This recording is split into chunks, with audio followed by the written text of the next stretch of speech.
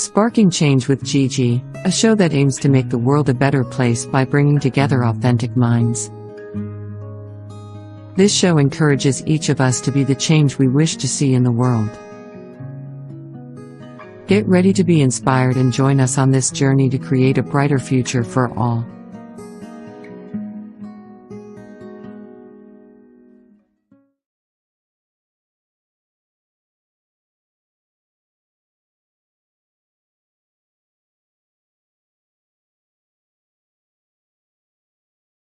Hello everyone, and welcome to Sparking Change with Gigi.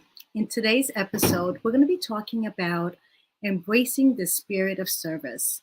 And to me, that means truly being of service to others without expecting anything in return. And my two guests today, Michael Brinkman, welcome. Here we go. Hello, how are you, Michael? Oh, Giovanna, I'm great. How are you? Great, thank you. And Leah Brown, welcome. Leah, Hi. These two guests are dear friends that truly exemplify the spirit of giving in so many different ways. But I really want, I brought you here to tell your story, how you do it, because truly, hearing and knowing being of service is one of the most highest things that we can do to bring us joy in our life, right? Because it's a ripple effect. So, Michael, would you, Leah, ladies first, would you introduce yourself and tell us a little bit about you and what you do? Hi, my name is Leah Brown. I met Giovanna about 2 years ago, and we've become good friends. Things like Sparking Change is what kind of made us draw close to each other, just being positive. And my two things that I'm very passionate about are I'm a voiceover artist, and I also am an author. So I've been in the voiceover industry now for 14 years, and that's truly been my passion with cartoons and audiobooks and things like that. Beautiful. And Michael, you can introduce yourself. Yeah, hi everybody. Michael Bridgman, and I am way up here in Vancouver, British Columbia, Canada. So you've got a north of the border guest here on your show, Gigi. So I'm way up there. Now we're not in the cold part of Canada though, like that, like the icy, like frozen. We're just a couple hours north of Seattle, so the worst we get is big raindrops. So I'm on the beautiful West Coast, and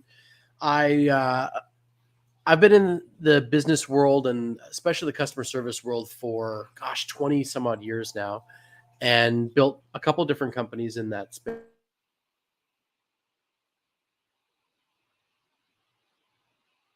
Uh-oh.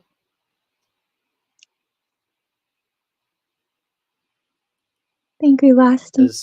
There you go. The spirit of, am I back? Am I back? You're back. You're back. I was just saying that I love this topic because whenever I'm in a tough spot in my life, this little secret hack that I do to get better results, I go out and help somebody. Right? I do my best not to stare at my own navel and get twisted around and frustrated about where my circumstances are. I realize that the only way that I'm going to get out of what I'm muddled in at the moment is to go actually help somebody else. Realize that I'm of service to somebody else and get moving. So I love this topic, and I'm gonna bring everything I got, all my entrepreneurial experience and my backpack of knowledge and experience and other stuff. I love that, because we know that by servicing others, it makes us look at the other person and actually be grateful for what we have. Yeah. Right. And Leah, I know you did some work with children in school and did service to them. Can you talk about that a little bit? Yeah. Today, it's been the most incredible job of my life. In 2020, I got hired on with an internship with a company called Learning Ally. And what we did was read books for children and teens, comic books, things like that. And so it would be where they would slow down the voice for the kids so that they could read along and read at their own pace. And when that internship ended, I loved it so much that I continued to read books just as a volunteer for the children. because I had heard things back that the kids really liked hearing my different characters and voices. So it's something And I I'm sure really you put a enjoy. smile on your face, right? Yeah. Yep. That's so beautiful. So beautiful. And Michael, tell us, I know you have a dog grooming business. I mean, I know we're talking about pets here a little bit, Yeah. but to Yep. me, I think pets still, feel the energy of when you give or when you take. I know my cat does anyway. Totally. Well, Mm. so this is my, like, anybody can see my cup here. Positivity and kindness. Oh, I love it. I I love love it. One that. of my staff got me that. Yeah. So my mom started a pet company, grooming company, in 1992. That's how old I am. And I was 12 at the time, and she turned our playroom of our house into a dog grooming salon, which at the time I was not very happy about, but it did very well. And that spirit of being in service, Giovanna, is something that she exhibited to myself and my sister and all of her staff. And eventually it grew into a holistic pet wellness center, which is now what we own. So I'm in the office of that space, so it's all on the other side here. And that so we will serve about 26,000 dogs and cats this year. And they know nothing but giving. Right. The beautiful thing about dogs and cats is there's no context for them giving. Right. There's no pre-frame. They give. They are teaching us unconditional love from the moment they show up on the planet. And so watch what they do. Like, I have the luxury of doing that every day of my life. But the fact is that being in this industry, you see the power of being of service to them. And we're talking dogs and cats right now, but they reflect it right back to you. Right. So a lot of the people that work here, their cups are very full, as it were. They feel very abundant because the little critters that they work with every single day are really fond of them. They absolutely love getting the attention that they give. Absolutely. And you're right. We're talking about cats and dogs, but at the same token, they have feelings as well, right? And we Sure. have feelings. So the spirit of giving service to them and the way they make you feel, I think goes along with people too, right? If you give them unconditional love to your neighbor, to a stranger, to people that come across you, you're gonna get it back. Maybe not from them because they may not have it, but you'll definitely get it back in other ways. Mm-hmm. Right. Yep. Yep. So at this time of the year, especially this month and next month, giving is so important and volunteering is so important because not everyone is as fortunate, as everyone else, right? There's people who may not have the resources to have a good Thanksgiving, a nice Thanksgiving. And so I wanted to kind of like touch upon, have you been in a situation where you've given yourself of service to, in your past, where you actually made a difference to someone like that was very grateful for what you've done? Yeah, I mean, so in my case, I've had the luxury of doing that many times over. Being a small business owner in a local community for a long time, we've given, gosh, I think it's about $160,000 worth of product and services and money to a lot of different local causes in the last 10 years. Especially in around this time. So we do cool stuff like, we'll give a bunch of canned food to the food bank, that type of thing. And we'll do all sorts of stuff with local dog rescues and cat rescues and stuff like that, of course, and supporting them. But even beyond that, I'll just share that I was a big brother for many years. Mm-hmm. And I had two different little guys that I went into schools and helped them with and was a big brother for. And it was incredible. I always used to say, I got way more out of being a big brother than I think they ever got out of having me as a big, no, maybe that's me. Maybe that's my problem. Yeah. But the fact is like that spirit of giving, that idea that you're going to go out there and you're going to invest hours of time. I mean, we only have two resources in life, right? Money and time. That's all we've got. And time is the one you never get back, folks. So you're going to go and you're going to give these hours of your time. You're investing them. And the reflection back and the value back, the joy, the fun that I got from doing that in my, it was my early 30s at the time, and life had taken on a bit of a grind feel. And it was amazing to go out and just be there for other people. And so now, I have two little kids now, 5 and 2 years old. And so we do stuff like we're Canadian Thanksgiving, of course, in October. So we went out and helped serve meals up for people that were in need in October last month for that type of thing. So try and get my kids exposure to the idea that Beautiful. We got a lot, so we might as well give from what we've got, right? And there's that law that the universal law: the more you give, as long as you don't expect anything in return, it will come back to you. It will come back to you in many ways. Leah, do you want to share a story? Yeah, this was one of the most special of my life. I did this for years in high school. Every time it would be fall time, you could volunteer to go rake leaves for the elderly who could no longer go outside and rake for themselves. And every single time that I would be raking the yard with, some other high school students, the old people almost always came outside, and not only were they thankful, but they loved to pass on their wisdom to us. And we got to know these incredible people. And every single time I remember that their age would melt away and we're just talking as two people to the fascinating person. And it was like a gift just to get to know them and hear their experiences. And they love to pass nuggets of wisdom on to us. And it's one of my most treasured memories with giving. Right. And you don't think it would make such a big difference, but here you are years later and you remember that. Yeah. Right. And to pass that wisdom on to your family, this is how life works. It's like the more you put yourself out there to give, the more you will receive. I know, Michael and I are Napoleon Hill Institute coaches, and we do a lot of free classes just to teach people this material, because it's teaching. It's teaching the principles, not only of Napoleon Hill principles, but the principles of life, like how to achieve a better life.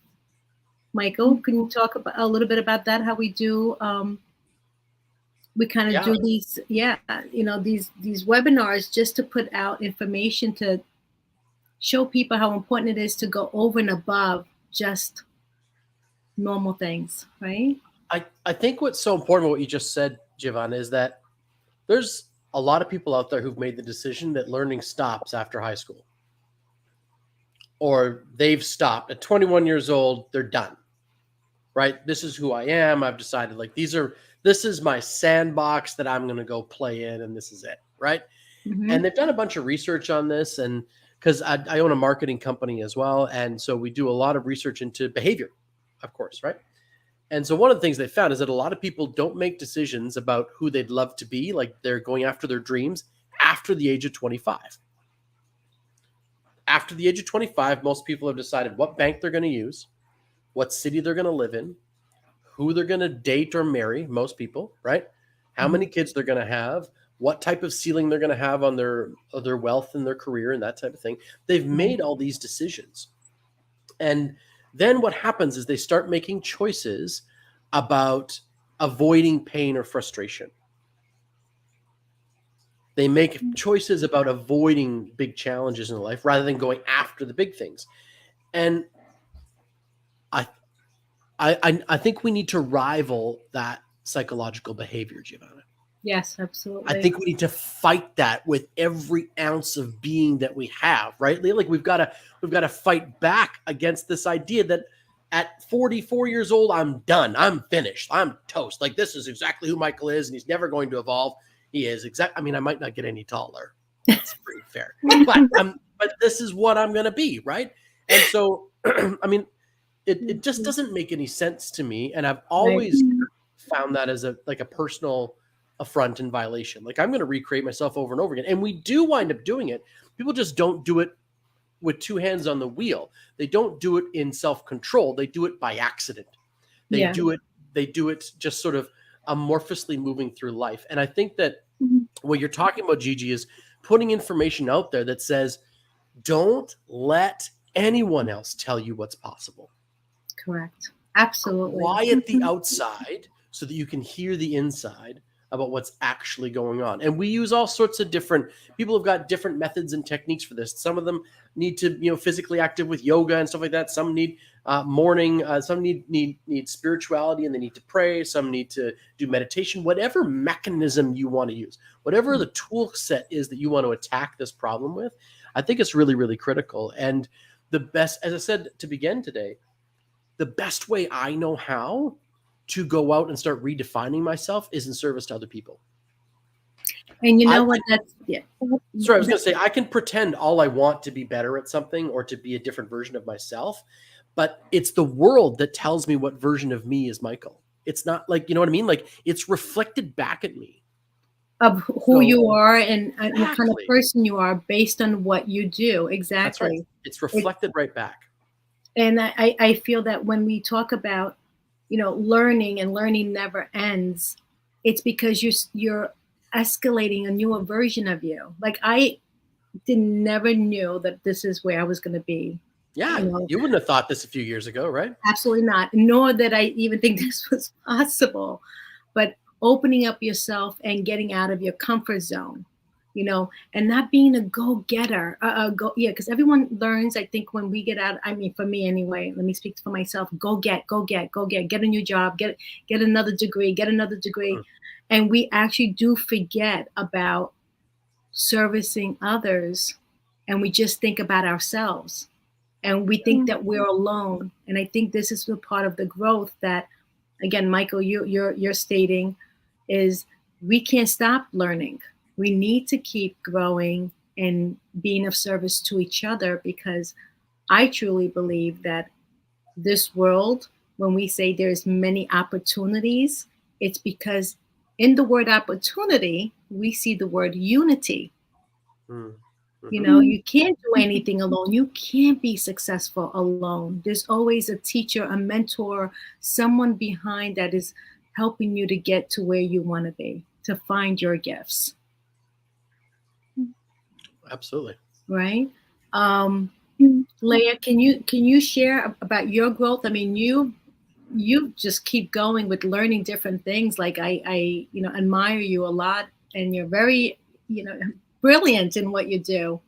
But tell us about like your journey into the learning and growing. I would say October was like an explosion of realizing what life is actually about. I feel like a new person, and I'm excited to continually just grow. I've been learning I had learned about Proctor Gallagher, so it kind of like planted the seed. But as Giovanna knows, she's actually my coach and a dear friend. She's been helping me. I signed up for the Napoleon Hill Institute, and I've been learning even deeper about just connecting to your higher self, identifying that your subconscious is constantly telling you all of these things. And when you can start to catch it and be like, nope, that's my old beliefs talking to me. I can actually, as Michael said, be in the driver's seat, both hands on the steering wheel. Like, I'm actually in control of my happiness and the events that happen in my life. It's like becoming a new person, like being reborn. It's like, oh my goodness, my happiness is in my hands. It doesn't belong to anybody else. And it's the most freeing feeling. And when you're in that state of mind, this is where, your cup gets to get filled up, and then you can go ahead and be of service of others, because we know that if you don't have it for yourself, you cannot give it to others. And if you continue on the path of saying, I'm okay, I'm comfortable, I'll stay the way I am, you're actually limiting yourself to the better, a better version of you and the more beautiful things you can explore. We're going to take a short break, and we're going to come back, and we're going to keep talking about how important it is to get into the ourselves and looking within, so that we can continue to be the spirit of service to others, because it all starts with us first, right? And we will be right back. Now, the vast majority, approximately 95% of the people of all countries, go around and around without aim or purpose. They drift with the circumstances of life, good or bad. A drifter is one who permits himself to be influenced and controlled by circumstances outside of his own mind. Whereas the successful individuals create their own circumstances and ride them to victory. When you're on purpose, you're living on purpose. You will never quit if you have a real purpose. A burning desire to be and to do is the starting point from which the dreamer must take off. But what I have done has been recorded, it's been tested, it's being taken to a free world, and it's going to benefit millions of people who are not yet born. And it's going to benefit millions of people who are not yet born. We're some of those people. That we're spreading this to the world. As your awareness grows, the doubt is gone, so that you can manifest whatever it is your heart desires. Isn't that beautiful?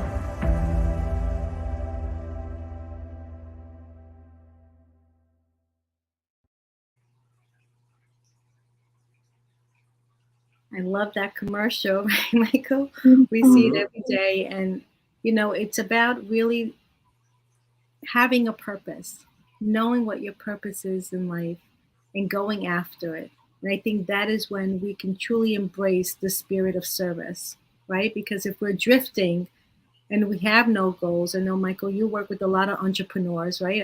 Can talk to us about what you're seeing and how you guide your clients. Well, okay, so I think that Giovanna, if we're talking about acts of service, and we're talking about what that really means, you're right. I do talk to a lot of entrepreneurs, and I think over time we've gotten the equation backwards. What do you mean? I think we keep looking for our purpose first. And I don't think it comes that way. Right? We got these coins. Ugh. So as founding members of the Napoleon Hill Institute, were you there at the very beginning, Giovanna? No, I came in afterwards.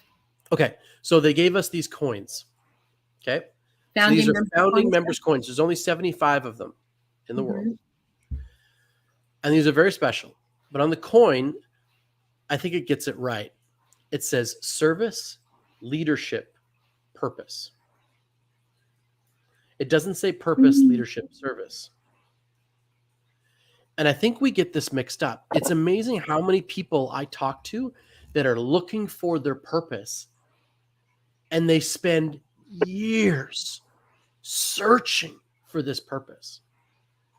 But purpose is not some big piano that falls out of the sky and lands on top of you or in front of you. Like, that's not what happens.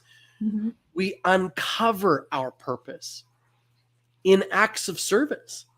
We uncover who we are supposed to be and what we are supposed to do by doing things, not by sitting around on our behinds expecting purpose to roll up like a Mack truck and say, here you go.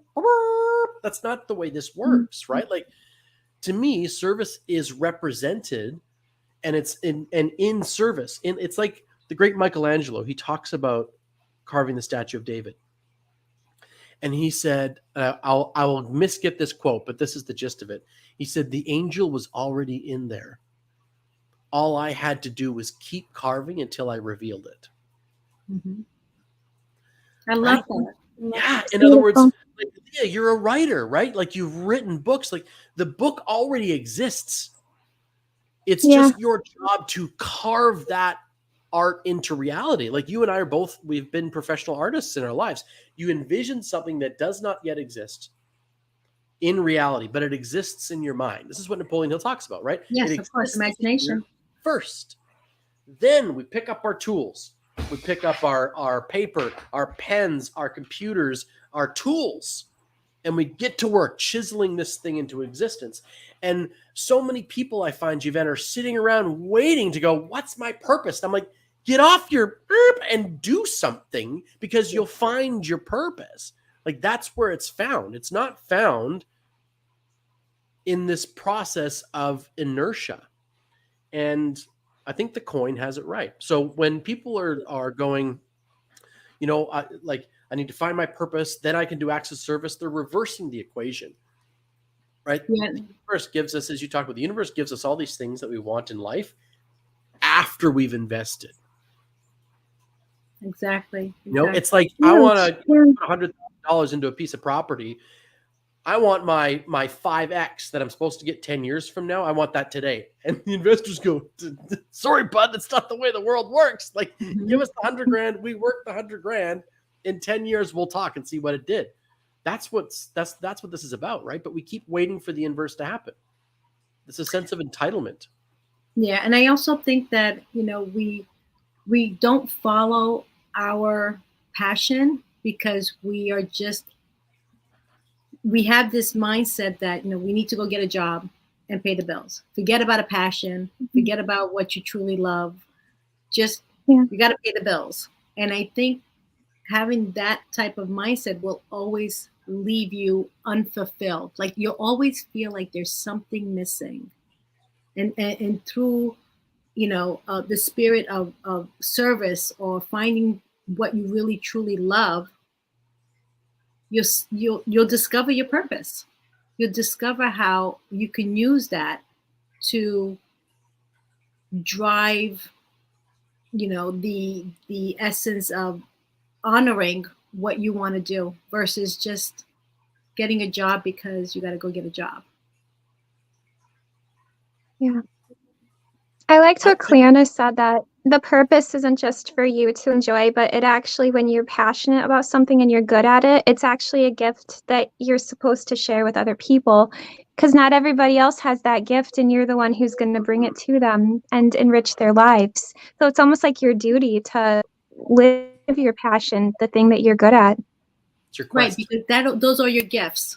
Those are your gifts. What you're good at are your true gifts for you to share with others. So, Gigi, let me challenge us on something then, because for me, I don't know about everybody else, but for me, I've been able to find passion in the weirdest of places. Okay. And I think it's because I practice routinely not giving a damn what I'm doing, but caring about who I'm doing it for and how I'm doing it. Right? Like, if your passion, right, is educating children, Leah, like, if that's something you're really passionate about and connecting with kids, we could give you 1,000 different jobs that all have to do with children. And you could find a way of being passionate in every single one of them. Yeah, I would agree with that. Yeah. Right? Like, I think we keep, like, if we're waiting for this, like, because I know some people are like, yeah, I'm not happy with my job. And I'm like, okay, but you like to educate people and you do lots of teaching in your job. You've just become disillusioned with the fact that you're teaching at this corporate gig and you envision teaching only in this one particular structure, like this one idea of teaching. But if you're passionate about the idea of teaching, then why couldn't you be passionate no matter where you are? I think we just, like, once again, it comes back to the first thing on the coin, service.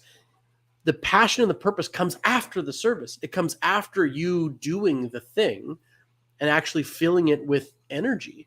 And Yes. I think a lot of people spend more time falling in love with who they are and how they're connecting to the world rather than what the world's giving them or what circumstances they're in or everything else. I think they'd find they're a lot more passionate and happy in their jobs regardless of what the gig is. Again, if they're doing something they love, right, it's at the core of what they enjoy doing, which is finding their true gifts, then I do agree with you. Like, I love talking with people. So whether I'm doing this TV show or I'm working with a client one-on-one or I'm doing something on Facebook, you know, or in a group, I just enjoy people and I enjoy talking to them. I can be here until 9, 10 o'clock at night and lose track of time, because when you're truly having, fun, you're not even looking at the watch. But how many people can say that? Because I remember going, being in corporate America, and it was like 5 o'clock, it's time to go. Sure, but that's because there's not enough people, isn't it? That's because there's like this whole culture that there's not.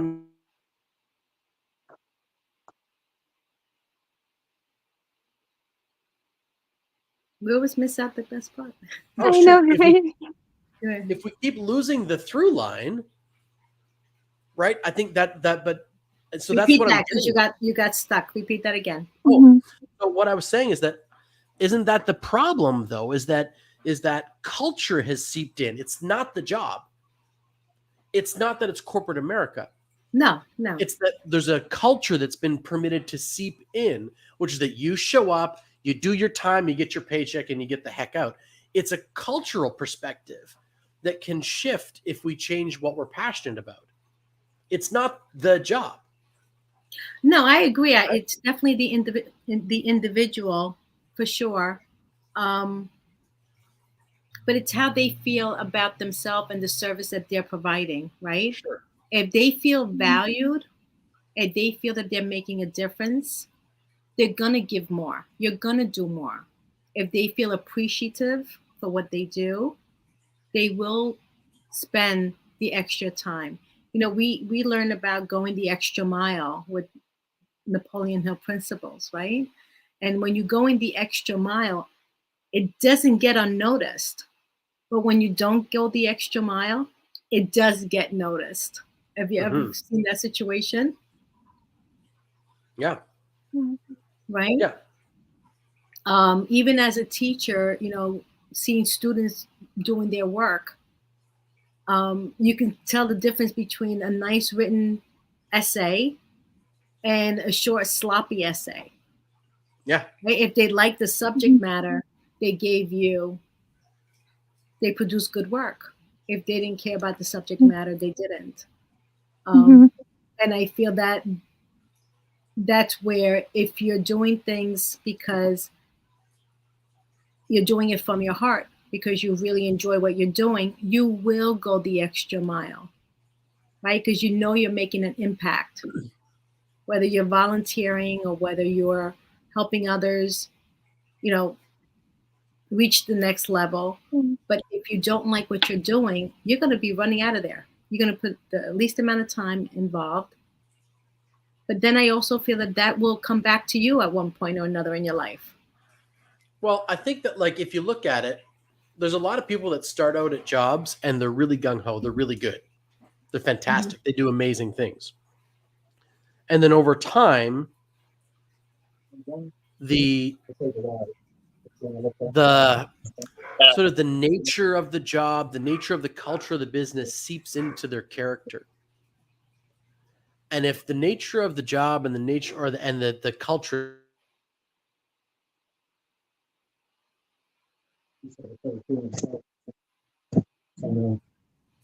inevitably, they'll start to represent that. Yeah. And what I found is that I can't change anything from the outside in. Absolutely. Right? I can't change a business. Like, as a consultant, I can't change someone's company from the outside in. As a marketer, I can't change Giovanna's slogan or her headlines or what she's getting from the outside in. I've got to convince Giovanna that it needs to change. Yeah. Right?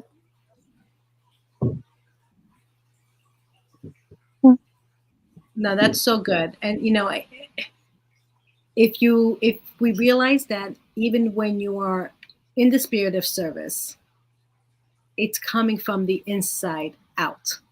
If you're doing it with authenticity and with and care, right? And then you want to make a difference.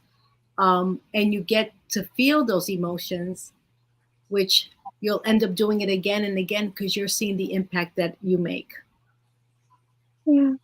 Right? And Giovanna, with what you were saying with the ripple effect, I notice with even really small things that when you aren't so much in your head and when you're like around people and you take yourself and start observing, even the smallest of little acts of giving can make a world of a difference to people, to where if you're nice to this person, they're going to be in a better mood and be on the lookout to be nice to another person. And that ripple effect happens. Like, here's a small example. I was in Best Buy one day and there was this girl who was returning some of my products. And I could just tell that there was something kind of sad about her. And I just told her, I said, I just have to tell you, you have some of the most beautiful eyes I've ever seen. I said, your eyes are so exotic and pretty. And she started tearing up and she said, oh my God, nobody has ever told me that before. And she had to take a moment. And I could just tell that that one comment, and I told her her eyes looked very kind. And I could tell that kind of elevated her to where she would probably start being a little extra kind to the next people that came into her, crossed her path. And that's exactly how it works, you know.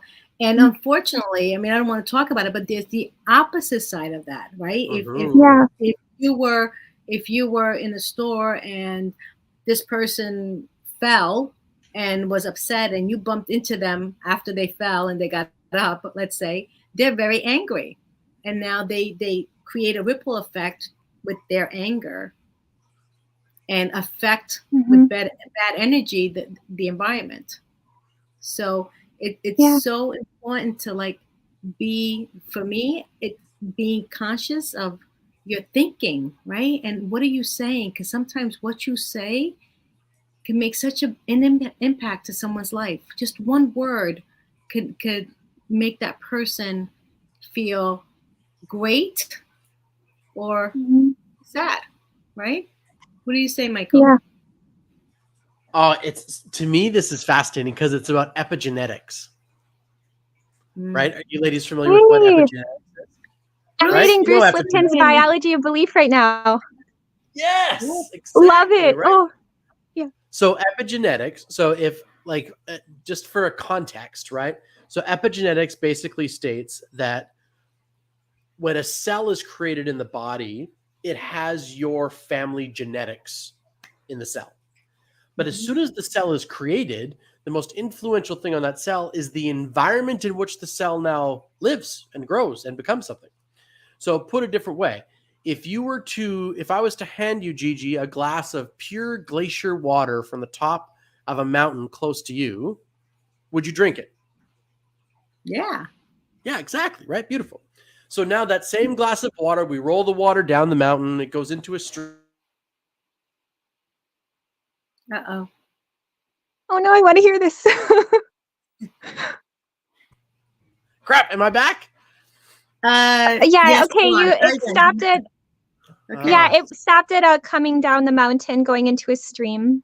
Darn Canadian internet. What do I tell you? So what's the river in New York, Giovanna, where you are? I can't remember what's the name Hudson of the river. River? Hudson, yeah, okay, the Hudson. All right. So then that same glass of water goes all the way to the Hudson River, and I take that same glass of water, and I hand it to you as it comes out at the Hudson out towards the ocean. Would you drink it? I'll pass. Exactly. That's epigenetics, right? It's the same gene. It's the same cell that's created in your body, but the environment in which the cell lives changes it. And so Leah was talking about, the idea that we're constantly recreating ourselves, and quite literally, what is it, Leah? Every 7.5 years or so, we've actually replaced every cell in our body. Yeah, something right? like that. Yeah, even your bones. Right? Yeah. Even your bones. So literally, you are a completely different version of you than you were 7.5 years ago. But your cells all have memory of what you were. So your bone structure doesn't change. So your eyes are still good in one and bad in the other. Your cells keep taking previous copies and going forward. And so the only way to influence, right, this type of thing is then, as we talked about, change the environment. So if you're living in a negative state all the time, if you're constantly frustrated, if you are unhappy in your position in life and always expecting people to be giving you things, your cells are going to take on that vibration and they're going to take on that energy, and you're going to keep living that way. So how do you change that? Well, first off, you start changing it internally. You start, as Leigh was putting it, you start complimenting people. You start living in a state of gratitude. You start acting as if things are better, right? Right. Leigh is an old actress. You know the magic if from Stanislavski, right? So the magic No. if, act as if, right? Act as Oh, if yeah. you are this person. Act as if you are that person. So act as if things are better. And what starts to happen is you can start to trick your actual cellular structure into changing. Because So- you're building new environment, a new habit. Environment. Yeah. Exactly. Amazing. Right? Yeah. This Yeah. is why the same human brain, okay, the human brain that a Filipino child has, for example, versus a North American child, right? One brain, different environments. Filipino child or an Indonesian child can learn like 15 languages by the time they're 5 years old. Yeah. Oh, Because of the environment. Exactly. it's fascinating. I think he's frozen again. Hmm. We're going to take a short break Okay. and we'll come right back. Colorado. We're going to take a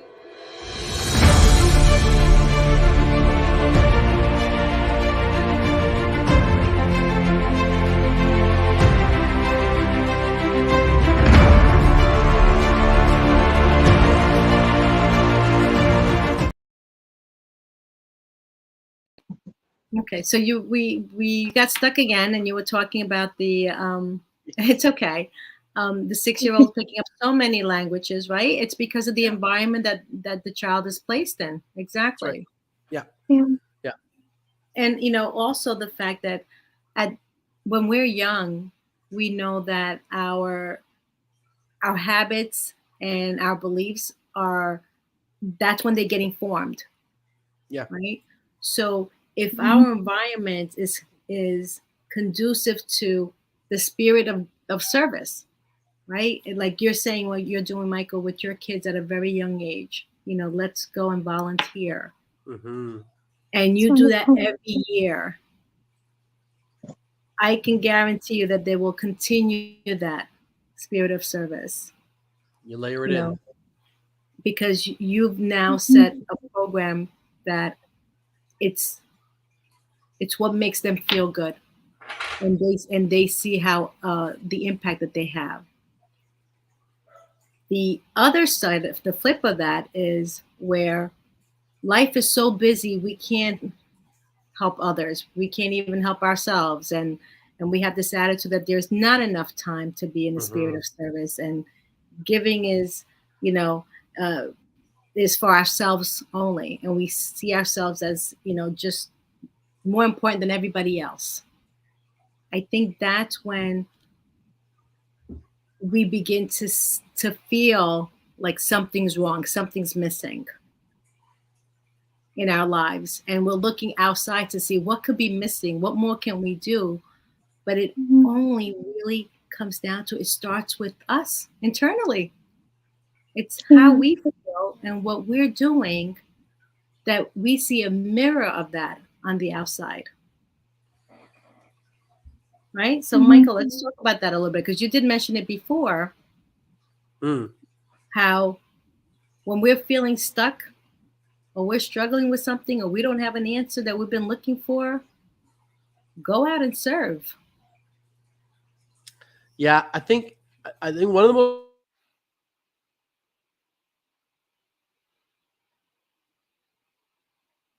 Michael's going to have to move to New York. oh my goodness gracious. Making it work. I was gonna say, yeah. I was gonna say that time, if my internet will permit me, time is I shift it from being about time to being about priorities. The time is gonna go no matter what. Time is ticking no matter what. Right? Mhm. Leah didn't have to come on and do Gigi's program today. I didn't have to come on and do Gigi's program today. And the hour was gonna go by no matter what we did. Yes. Right? It's gonna happen. It's this. So it's, to me, I do my darndest to keep asking myself the question of, what is this a priority for me? Like, is this what I'm going to invest my time in today? Like, if this is what I'm going to invest myself into today, Because I don't have a to-do list. I have, right, basically a list of priorities. And it's the only way I know how that's worked for me that allows me to go, okay, am I going to go out there and volunteer with my kids today? Or am I going to sit at home and watch another cartoon, Leah? Right? Like, or like, what are we going to do with our time? Because the time is going to go no matter what. Well, I like that, because you know what you're basically saying is, let's set the intention.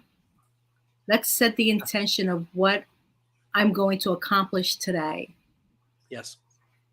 Versus, okay, I need, my first hour is going to be this. Like, you're looking at time versus intention. And when you're doing things with intention, and again, it just comes around to when you really look at it, like today, right now, what you guys are doing intentionally, you are in the spirit of service. How are you doing that? By sharing your stories and your information with the audience, to see that, even if they caught a little bit that resonated with them and they make a shift in their life, we've accomplished something today. That's how I see it. Yeah. Yes, Michael? Is he frozen again? I think he's frozen again. I love what Michael said. I've actually thought that before too, of time is going to go no matter what. And I'll sometimes go inside myself and just do a little bit of a pause and tell myself, this day, just like every other day that I've experienced, is going to come and go. And when my head is upon the pillow, I have the choice in that moment to be like, I can either have a positive, grateful mentality about this situation and be proud of myself when I'm going to bed tonight, or I can be in kind of a bitter, foul mood and kind of be a little disappointed in myself that I didn't find ways to make the best of my situation, or to go for my priorities, to go for my goals. So just doing that internal dialogue. Absolutely. So something that's really been helping me too, actually, is that thing of you can't let others love you until you love yourself. I've been getting in the habit of just hugging myself and closing my eyes and literally saying, I love you, and treating myself as that person that I deserve to love, because when you truly love yourself, you're so much better equipped to go out and love others and give them your best. Absolutely. Absolutely. And you also said one magic word, like being grateful, in the spirit of gratitude, right? Because if you're not grateful for what you have, and you see the outside world as being against you, you'll never give yourself and be in the spirit of service. You can't give what you don't have, basically, right? So if you don't see it in yourself, but getting in the mirror, having more compassion for yourself will lead to having more compassion for others as well. Yeah. Are you back with us, Michael? Poor thing. It's okay. He looks so real. There we go. It's happening. It's okay. Yeah. We're back. Yes, you're You're back. It seems to me like the internet in my area is like 10 times worse in the afternoon than the mornings. I love what Leah was saying there about loving yourself and everything else, because Napoleon Hill, all right, just to bring it kind of full circle with personal development and personal evolution, as I like to call it, there are 12 riches, because a lot of people feel like, oh, I can't give from an empty cup, or I've got to keep dedicating myself to this job because I needed more money and I need more of this, and the money's going to buy me my time back, and blah, blah, blah, blah. Look, listen, there are 12 different riches that Napoleon Hill references in Think and Grow Rich. And I'm not going to pretend to have memorized them, so I've got them right here in front of me. Okay? So number 1, positive mental attitude is a richness. It's a wealth. Okay. Number 2, sound physical health is a wealth. Number 3, harmony in human relationships is a wealth. And number 4, freedom from fear is a wealth. Absolutely. Number 5 is the hope of achievement, the hope of becoming more, is a wealth. It's a resource, right? Absolutely. Number 6 is the capacity for faith in the unknown. In other words, the belief in magic that it can Love happen, that. right? Trusting, right? Trusting. Trust, right? Number 7 is the willingness to share one's blessings, which is what we've been talking about all day long today, right? The whole hour has been about how to share your great gifts to others and be abundant that way. Number 8, to indulge in labors of love is a richness. We talked about that, being passionate about the thing you're doing, finding a way to be passionate about it, right? Number 9, being open-minded on all subjects. And I love this by basically going, look, I can only believe as far as the story I'm going to tell myself. That's what it says. Yes. Right? So if it's like my cat has no idea that there's a world outside the sliding glass door. She knows, like, she sees it, but she has no idea what's out there. Right? Her world is our condo or our townhouse. Number 10, self-discipline is a richness. Number 11, the capacity to understand people is a richness, right? To give them the space to be, there's a great saying that good communication means the person understands what you're saying. Great communication is that they feel understood. Love that. I like that. That's really good. Yeah. And we don't get all the way until number 12, that is financial security. Wow. So, like, the idea of feeling wealthy and rich, there's 11 things that you can do with your life to feel wealthy and rich that have nothing to do with dollars and cents. Yeah. And yet we spend so much focus on number 12 and we forget about the other 11 all the time. And to me, that's where the leadership part of this coin comes into play. Yeah. I mean, you look at the book title, Think and Grow Rich, right? People automatically shut the book down because they say, yeah, okay, we're going to think and we're going to grow rich. The word rich has so many different meanings. If they just open themselves to receive that the riches are first within us, we need, we need to feel the riches within us first. And then we'll receive the riches in financial security, right? Yeah. Just give it permission. Give your brain permission to see how wealthy you are. I love that. Yeah. A lot of people are living in fear because they feel financially, they're scared, right? Financially, they don't know what's going on with the world around them. Yeah. And that's richness number 4, freedom from fear. And I think, I know for sure from my own self, I start looking within me. Because if I focus on everything that's going outside of me, what's going on in the news and what's going on in the neighborhoods, and that will put you in a state of fear. Yeah. But if you really focus on yourself and believe that, and have faith that everything will be okay, that you will be okay, versus living in the fear. You can't be in both at the same time, right? We learned that. Not possible. It's either you're thinking that everything is going to be okay, you're living in faith, or you're living in fear. You get to choose, because that's one of the things that's the epigenetics, Gigi. Yeah, we get to choose which side we want to be on. So, choosing faith is what I choose every day. And you know what, Gigi, can I just add real quick here before we wrap things up, that isn't an easy choice. No, it's not. Yeah, no, this is not to diminish. That's right, you guys. It's not to diminish the challenges that people will have in going through that reframe, right? But you have to intentionally do it. It doesn't come easy. Yeah. Some people there's some people, you guys, that are like, they could eat hamburgers every single day. These people, and they're still lean and they look great and they're athletic and everything else into their 50s and they look amazing.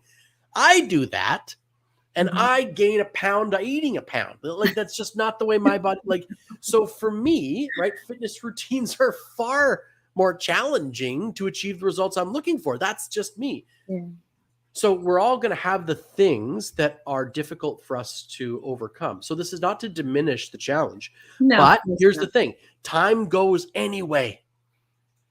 So if you spend your time becoming the best possible version of yourself, or you spend the time staying a crappy version of yourself, the time's going to go no matter what. Right? And why I not can- be That's right. I can start learning piano today, and in 3 or 4 years from now, I can know how to play the piano. Or I can not learn piano today, and in 3 or 4 years from now, I still won't know how to play the piano. The fact is, the time's going to go no matter what. So it's what you do with it. absolutely. It's what you do with it that changes the outcome. Absolutely. And that's when you can embrace Yeah. the spirit of service, right? And be of That's right. service to other. I love that. So before we wrap it up, Leah, would you like to give us a quick demo of your voiceover? Because I just love what you do. And tell us what you do and what you're going to do. Okay. I can do two. I'll do, there we go.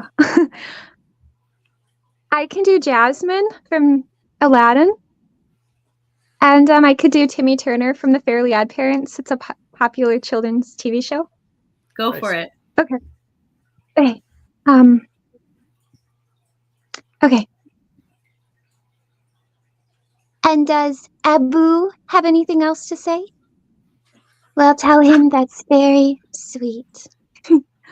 And then, thanks. And Timmy Turner. The internet? Aptus, rubber goose, green moose, guava juice, giant cake, birthday cake, large rice, chocolate shake.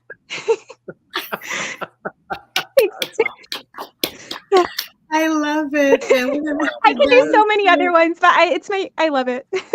Beautiful. I love it. That was a great ending. Well, thank you everyone for spending time with us at Spark and Change with Gigi, and we'll see you next week. Michael and Leah, thank you so much for being on the show. I really appreciate you, and have a good Appreciate evening, you too. everyone. Until next time. Thanks, everybody. Ciao. Bye. Thank you for joining me on Sparking Change with Gigi. I hope that our episode today has ignited a spark within you to create positive change in your own life and in the world around you. To learn more about how you can become a guest or supporter, head over to sparkingchangenow.com. If you enjoyed today's episode, please consider subscribing, sharing, and leaving a review. Your feedback is incredibly valuable to me, and it helps me to continue producing content that sparks change in each of us and the world. You can find us on various platforms, including Google Play Store, Apple App Store, YouTube, Facebook, Roku, Android TV, Apple TV, and Amazon Fire. Thank you again for watching, and I look forward to having you join me again next week on Sparking Change with Gigi.